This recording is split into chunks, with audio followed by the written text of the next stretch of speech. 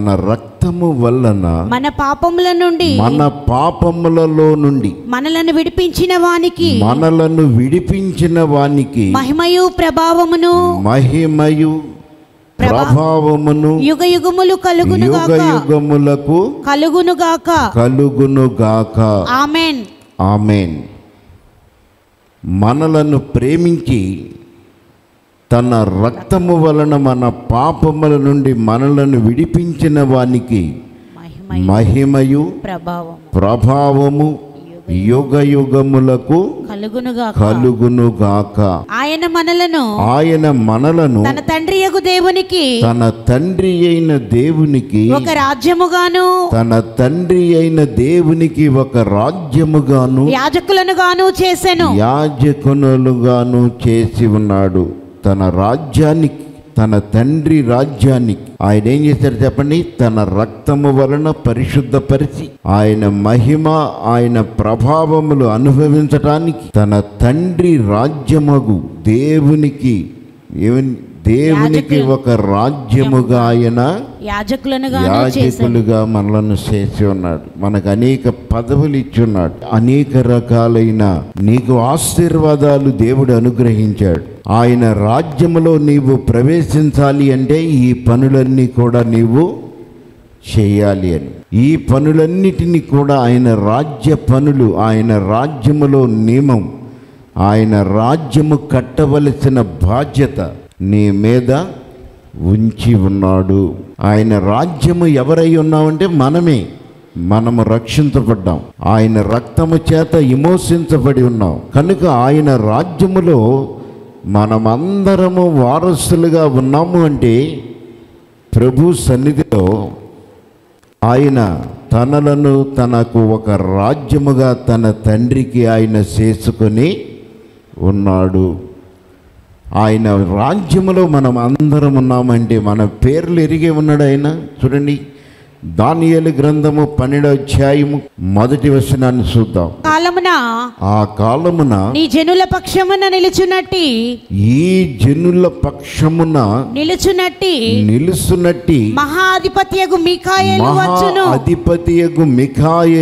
వచ్చును. అప్పుడు ఈ జనులు రాజ్యముగా కూడిన కాలము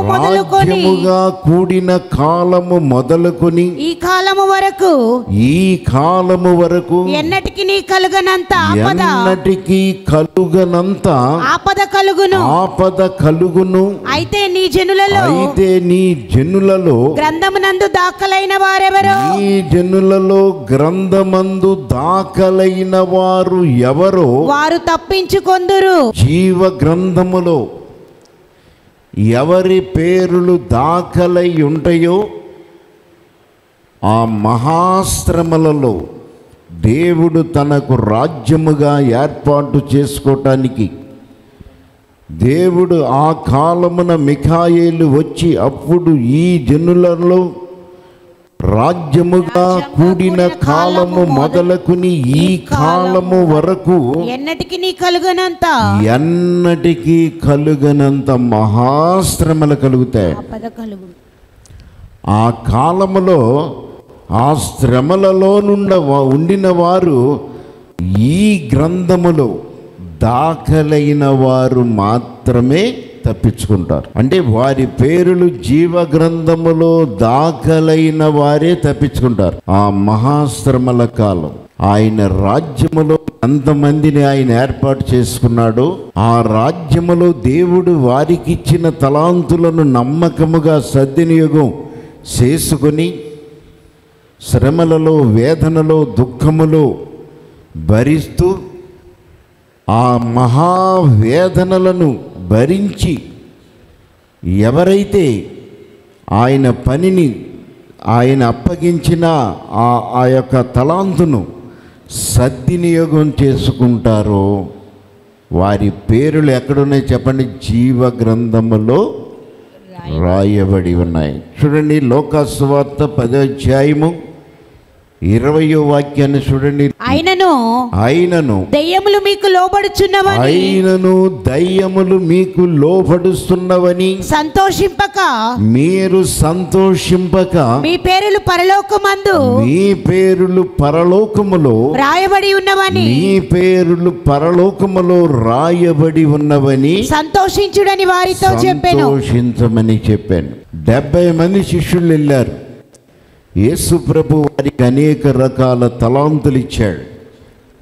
సంచులు మోసేవారు సంచులు మోయటం, పత్రికలు మోసేవారు పత్రికలు తీసుకెళ్ళటం, అలాగూ సువార్త చెప్పేవారు సువార్త చెప్పటం, రకరకాలైన తలాంతులను వారికి 70 మంది శిష్యులను ఏర్పరి, మీరు వెళ్ళి దేవుని రాజ్యము యొక్క సువార్తను ప్రకటించండి, సమస్త జనులను మీరు నాకు శిష్యులుగా చేయండి అని చెప్పినప్పుడు, ఆ అధికారముతో వెళ్ళినప్పుడు వారు అనేక ఆశ్చర్యకార్యాలు చేశారు. వారు మరి ఎన్నడూ చూడనంత ఆనందాన్ని చూచి సంతోషంగా ప్రభు దగ్గరకు వచ్చి, ప్రభువా, మేము ఎన్నడూ చూడని ఆశ్చర్యకార్యాలు మీరు పంపించారు, వాటిని జరిగినాయి, మేము ఎంతో ఆనందిస్తున్నామయ్యా అని వారు ఆనందిస్తుంటే ప్రభు ఏమంటున్నారు చెప్పండి? వారి విషయంలో అక్కడ వారిని చూచి, ఇదిగో అయినను దయ్యములు మీకు దయ్యాలు లోబడుచున్నవని సంతోషింపక మీ పేరులు పరలోకములో దాఖలై ఉన్నవని మీరు సంతోషించుడని వారితో సంతోషించండి.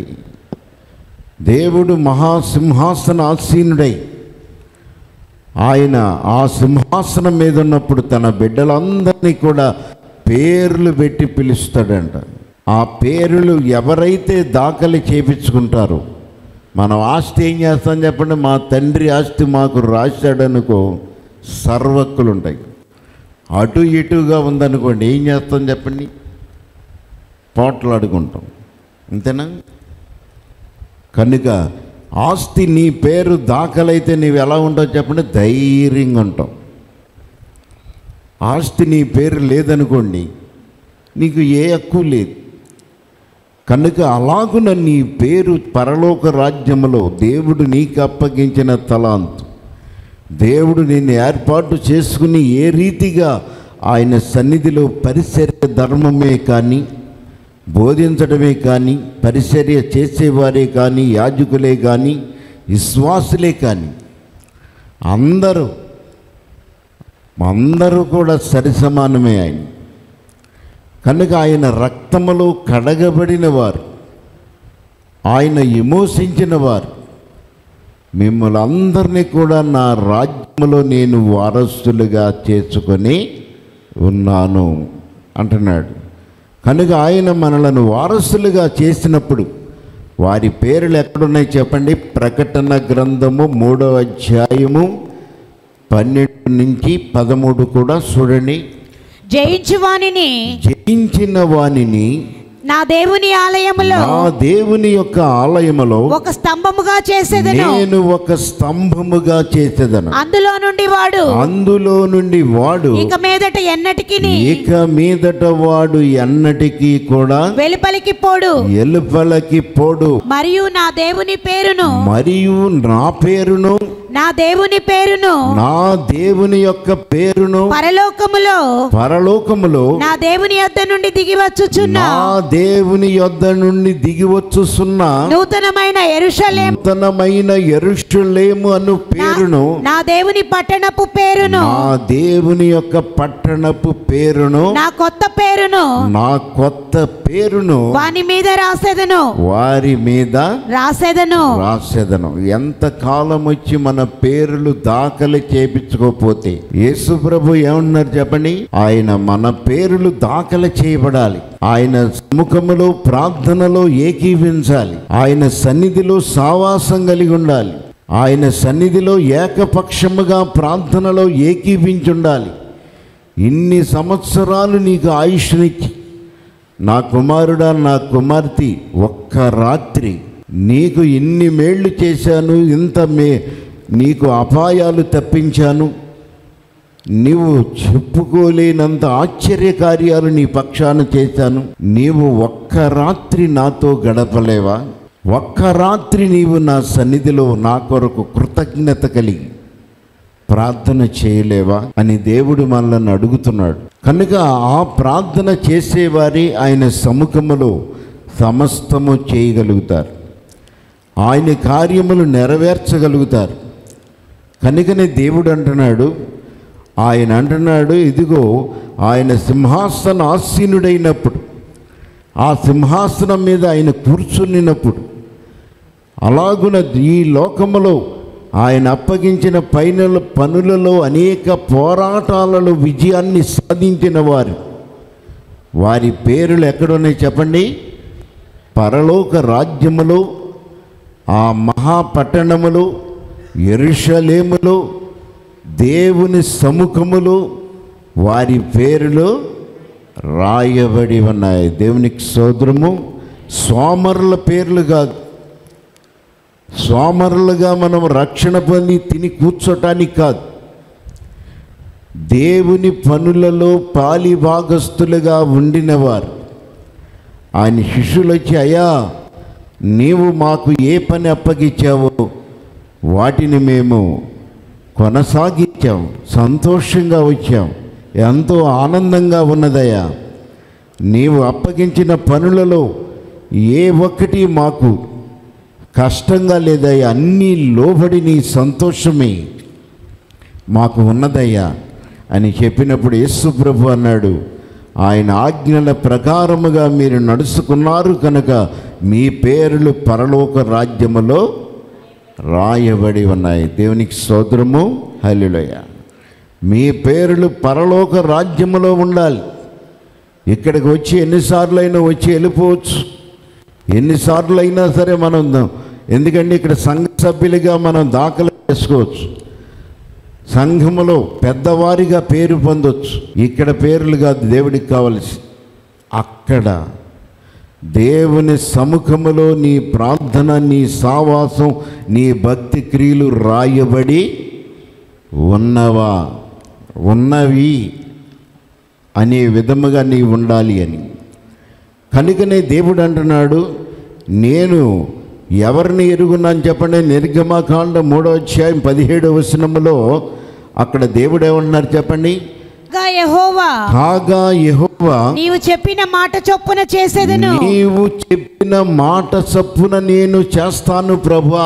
నీ మీద నాకు కటాక్షము కలిగినది, అమ్మా నీ మీద నాకు కటాక్షము కలిగినది, ప్రకాశము కలిగినది, నీ పేరును బట్టి నిన్ను ఎరుగుదునని మోషేతో చెప్పగా దేవుడు అంటున్నాడు, ఇదిగో నేను చెప్పినది నీవు చేస్తున్నావు కనుక ఈ మనుషులందరి పేర్లు నాకు తెలియదు, అనేక గొప్ప పేర్లు ఉన్నాయి వారికి, కానీ నీవు నా పేరును బట్టి నేను నిన్ను ఎరిగి, నీ పేరును బట్టి నిన్ను ఎరుగుదును, పేరును బట్టి నేను నిన్ను ఎరిగి ఉన్నా.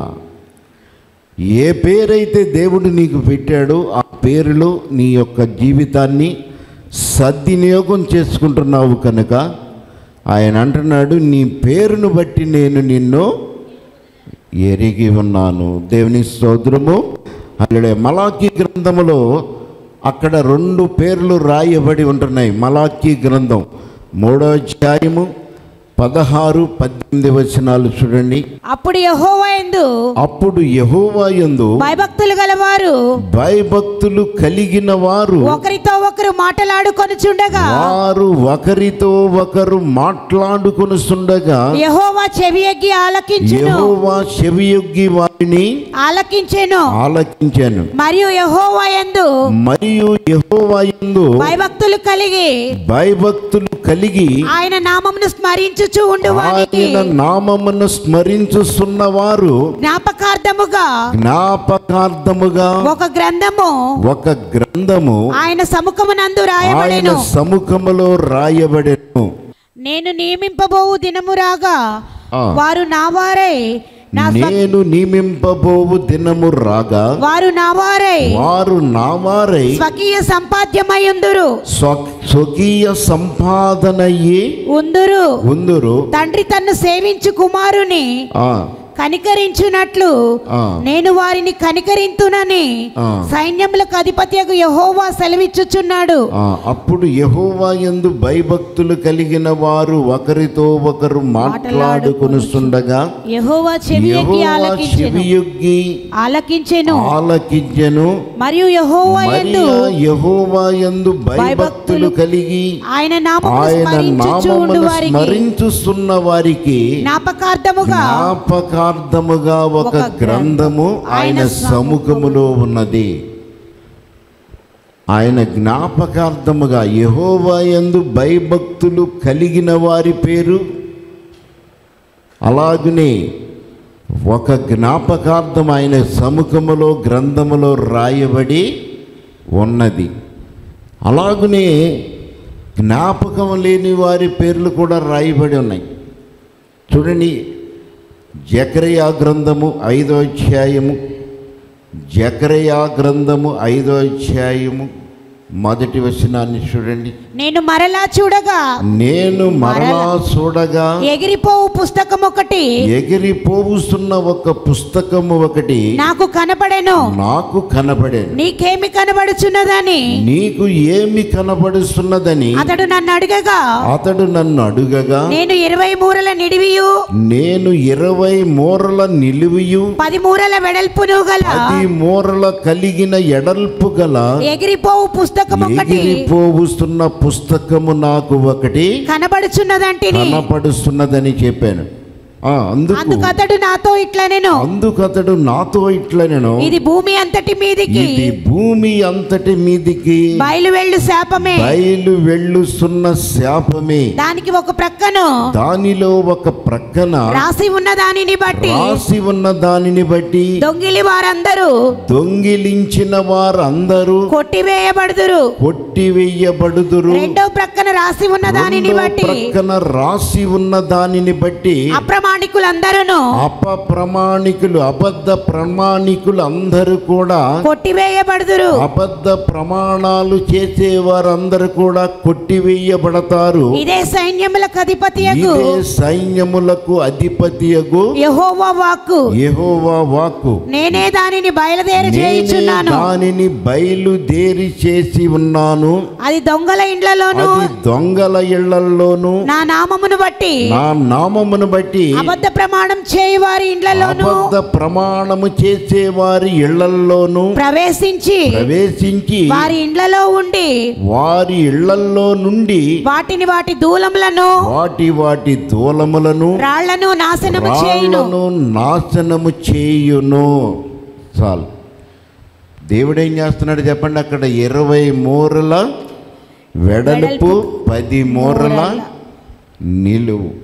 20 మూరల నిలువు, 10 మూరల వెడల్పు. కనీసం ఒక మన గది అంటుంది, పెద్ద పుస్తకం ఆకాశంలో బయలుదేరింది.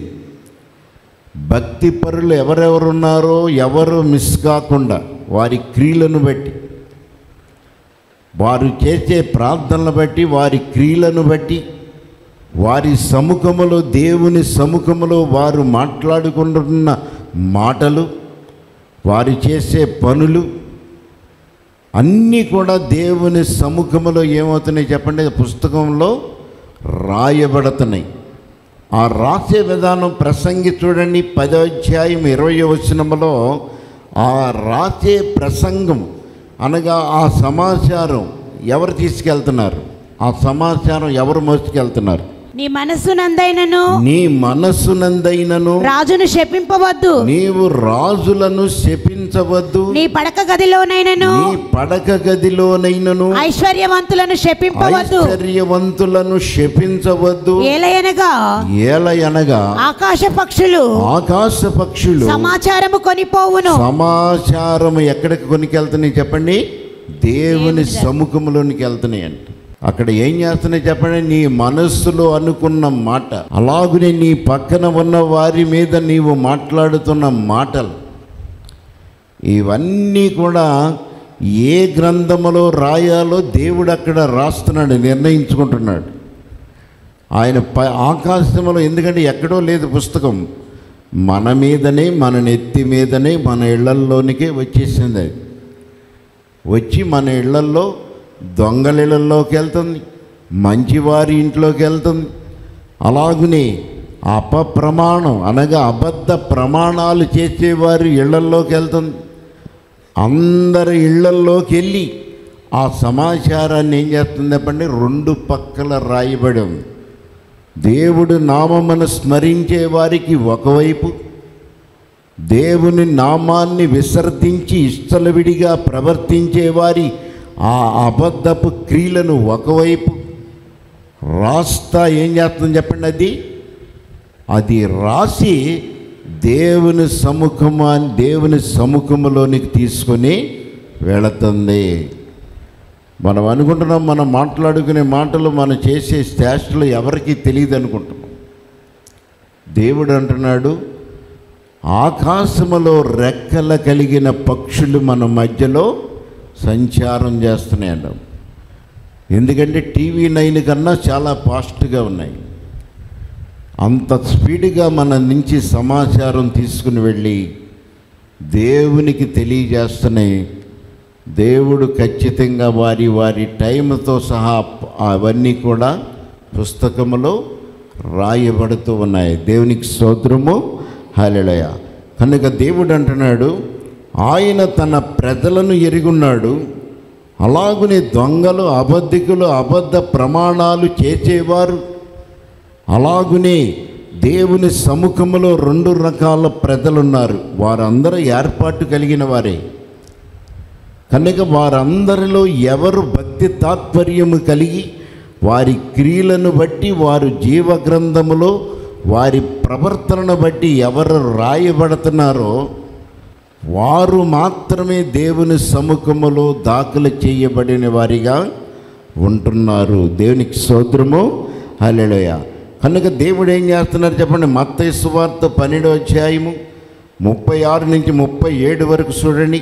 నేను మీతో చెప్పున్నదేమనగా, నేను నీతో చెప్పుస్తున్నది ఏమనగా, మనుషులు పలుకు వ్యర్థమైన ప్రతి మాటను గూర్చి, మనుషులు పలుకుతున్న ప్రతి ఒక్క వ్యర్థమైన మాటలను గురించి విమర్శ దినమున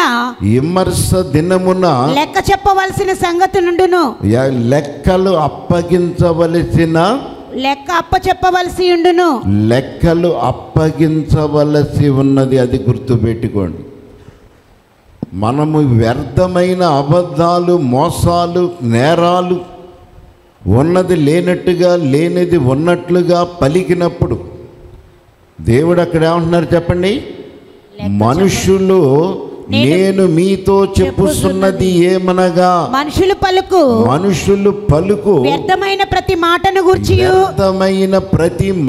గురించి విమర్శ చేయు దినమున లెక్క చెప్పవలసి ఉండును. మీరు లెక్కలు అప్పగించవలసి ఉండును. నీ మాటలను బట్టి నీవు నీతిమంతుడవని తీర్పు నొందెదవు. నీ మాటలను బట్టి అపరాధివని నీవు అపరాధివని తీర్పు నొందుదువు. దేవునికి స్తోత్రము, హల్లెలూయా. కనుక ప్రతి మనిషికి తీర్పు అనేది ఉంది. ఇక్కడ మనం ఉండగానే వస్తున్నాం, వెళుతున్నాం, నోటికి వచ్చినట్లుగా మాట్లాడటం కాదు. ఈరోజు నాతో ప్రార్థన చేస్తూ ఉండగా ఈ మాట నన్ను తాకింది. ఈ బలిపీఠం దగ్గరే ఉన్న పొద్దునుంచి మధ్యాహ్నం వరకు ఇక్కడనే ఉండి ప్రార్థన చేస్తూ ఉండగా ఈ మాట నన్ను తాకింది. గురిగింజ అంటున్నారు దేవుడు. గురిగింజలో ఏముంటుంది చెప్పండి, పక్కల కొడితే కలర్గా బాగుంటుంది. ఆ గురిగింజలో పగల కొడితే అంత లోపల ఏది లేదు, డొల్లే. అదే గోధుమ గింజను మనం కొట్టామనుకోండి, దానిలో ఏమంటే చెప్పండి, గట్టి గింజ కనుక అది పిండిగా ఉంటుంది, అది ఆహారముగా మారుతుంది. కనుక గోధుమ గింజలు వేరు, గురి గింజలు వేరే. హల్లెలూయా. దేవుడికి వందనాలు, అయ్యగారికి వందనాలు, అమ్మగారికి వందనాలు. ఇక్కడ కూడి ఉన్న జనాలందరికీ నా హృదయపూర్వక వందనాలు. నాకు హెచ్ఐవి వచ్చి 3 సంవత్సరాలు అయింది. 3 సంవత్సరాల నుంచి ఈ సన్నిధికి వస్తానే ఉన్నాను. నేను సన్నిధికి వచ్చి 3 నెలలు మాత్రం ఇంట్లోనే ఉన్నాను. రోజుకు 10 టాబ్లెట్లు వేసుకునేవాడిని. రోజుకు 10 అంటే నెలకొచ్చి సాయంత్రం పొద్దుపూట మొత్తం నెలకొచ్చి రోజుకొచ్చి 10 టాబ్లెట్లు 3 నెలలు వాడాను. 3 నెలలు వాడినా ఉపయోగం ఏమీ లేదు.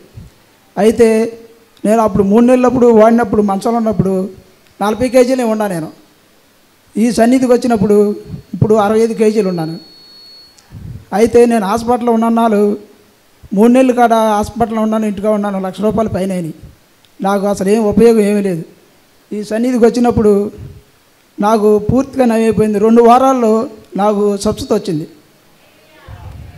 2 వారాల్లోనే. అయితే నేను ఈ సన్నిధికి వచ్చే ముందు శివ రంగాని ఇద్దరు ఉన్నారు. నన్ను చేతులతో పట్టుకొచ్చి కుర్చీలో కూర్చోబెట్టారు. అయితే చాలామంది బతకరని చెప్పారు. నున్నలో కాడ మాది ఎల్లి షాపు, గేట్లే చేస్తూ ఉంటాను, నేను రేకులే వేస్తాను, పని మొత్తం చేస్తాను. అయితే వాళ్ళు ఏమన్నారంటే అసలు ఇంత ఇదిగా ఎలా తగ్గింది నీకు నన్ను అడిగారు. అడిగితే నేను అన్నాను, నేను టాబ్లెట్లు ఏం వాడలేదు, టాబ్లెట్లు వాడినా తగ్గలేదు, ₹1,00,000 ఖర్చు పెట్టాను, అయినా నేను బతుకుతాను, నాకు నమ్మకం లేదు. అయితే ఈ సన్నిధికి పలానా ఎన్టీపీసీ దగ్గర పేంతి టెంపుల్ అని ఉంది, ఆ సన్నిధికి వెళ్ళిన తర్వాత నాకు పూర్తిగా నయమైపోయింది అన్నాను. మొన్న వారం కింద కాడ ఒక అతను అడిగాడు, నువ్వు అసలు చచ్చిపోతావు అనుకున్నావు, ఎలా బతికావు, నువ్వు ఏం వాడేవు ఏంటి అని అడిగారు. నేను అసలు ఏమో టాబ్లెట్లు కూడా వాడలేదు, టాబ్లెట్లు వాడినా కానీ సుఖం లేకుండా పోయింది. ఆ సన్నిధికి వెళ్ళాను. సన్నిధికి వెళ్ళింది కానీ అమ్మగారి గారి దయ వల్ల నాకు స్వస్థత వచ్చింది. ఇప్పుడు ఇవాళ నేను నా కొట్టుకాడనే పని చేసుకుంటున్నాను, 10 ఎకరాల పొలం వేసుకుంటున్నాను, నాకు చాలా ఆరోగ్యంగా ఉంది. అయితే నేను 3 నెలల కాడ నన్ను నున్నలో హాస్పిటల్ ఉంది, హెచ్ఐవి హాస్పిటల్ ఉంది, అక్కడ జాయిన్ చేయమన్నారు. హాస్పిటల్కి వెళ్ళినప్పుడు బతకడు చనిపోతారు, అక్కడ జాయిన్ చేయండి, చచ్చిపోయిన తర్వాత శవాన్ని తీసుకొచ్చుకోవచ్చు అని చెప్పారు. చెప్తే మా ఆవిడ మా పిల్లలు అందరూ ఏడ్చేమన్నారంటే చచ్చిపోతే ఇంటికాడ చచ్చిపోతాడు, లేదా హాస్పిటల్లో చచ్చిపోతాడు, అక్కడ మాత్రం జాయిన్ చేయము అని చెప్పి అమ్మగారయ్య గారు సన్నిధికి వచ్చిన తర్వాత మా ఆవిడ కాడ వచ్చింది. అయితే మా ఆవిడ వచ్చిన తర్వాత 2 వారాలు 4 వారాలు 5 1 నెల 2 నెలలు వచ్చింది. పత్రికలు పంచినప్పుడు చూసింది. నా పేరు చూసి మా ఆవిడ ఏడ్చి బాధపడి నేను ఆ సన్నిధికి రాను, ఇలా జరిగిందని చెప్పింది. జరిగింది, నేను చచ్చిపోయే వరకు నేను ఆ సన్నిధికి వెళ్తాను అని నేను చెప్పాను. ఈ గొప్ప సాక్ష్యం దేవుడు దీవిస్తుంది కాగా.